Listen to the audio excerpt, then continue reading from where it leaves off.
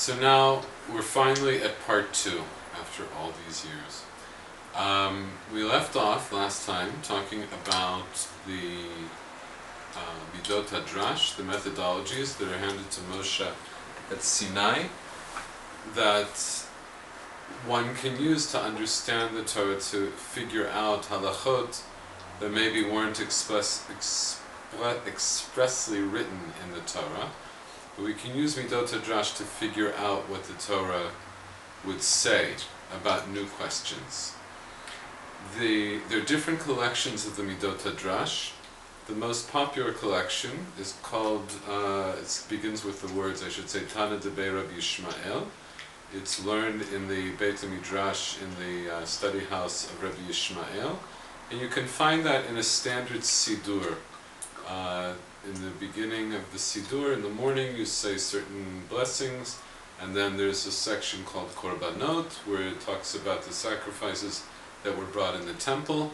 And at the end of Korbanot, it has the bright of Tana Debei Rabbi Yishmael, and it brings 13 Midot HaDrash, 13 methodologies for darshaning the Torah in a halachic way.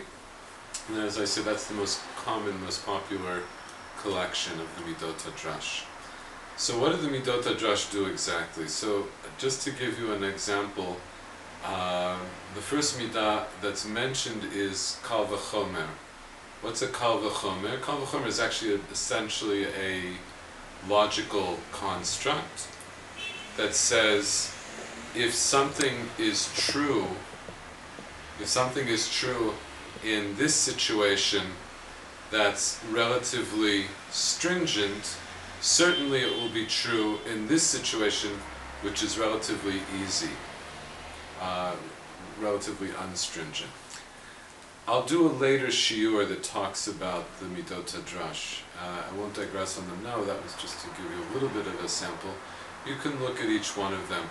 But what it means is if I come across a question where I can use this idea, this same analogous concept of Kal V'chomer, so I can apply it now, even if it's not expressly written in the Torah, I can now apply it to new material.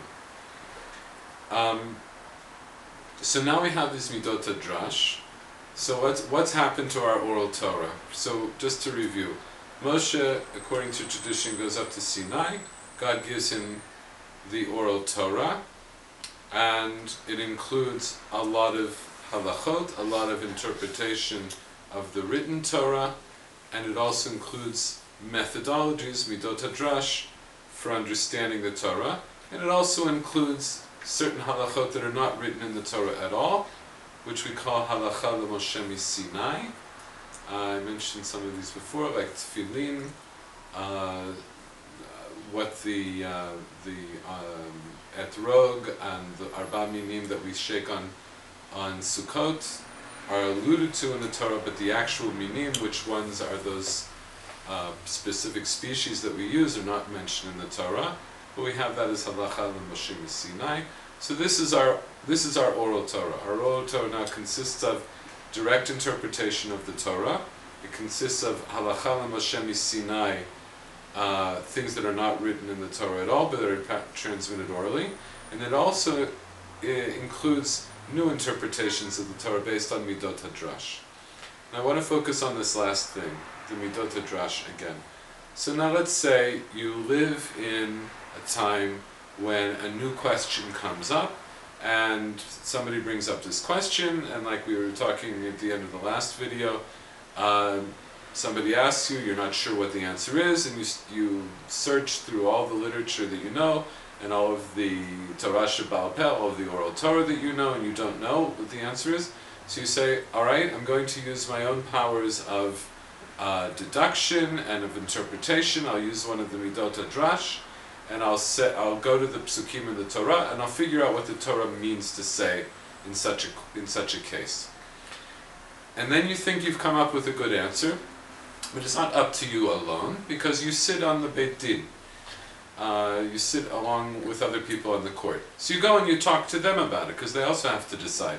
So let's say you're sitting on a court with, maybe it's a small case, it's just 3 people. The minimum number of judges on a court is always 3 people.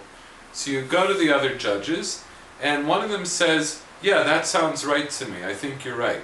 But the other one says, you know what, I was thinking about it last night, and I think you're wrong. I think it's a different midah, we're going to use a different methodology. Let's say you came in and you said, I'm going to use the methodology of ribui v'miut.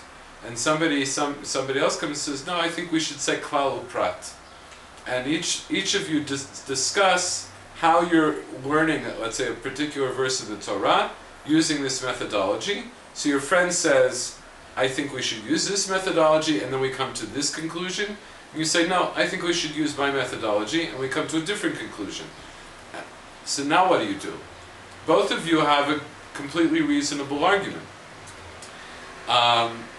This is one of the reasons why every Beit Din always has an odd number of people. It always has to have an odd number, because there always has to be one person that can help to decide to make a majority.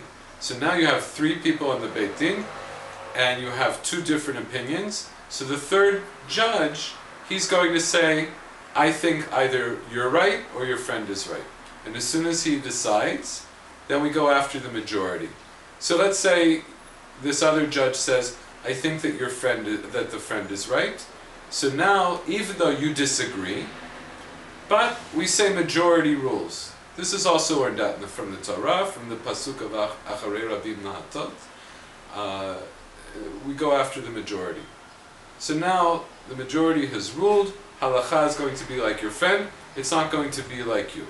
What happens to your opinion? I mean, after all, you made a good argument.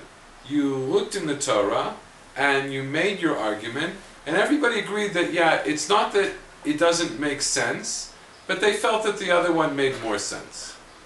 So now what do we do with your opinion? Your opinion still counts. Your opinion is still good.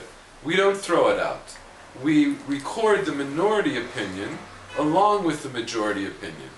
The Mishnah at the beginning of Masechet Eduyot talks about this, and it says there's a reason why we keep the minority opinion recorded along with the majority opinion.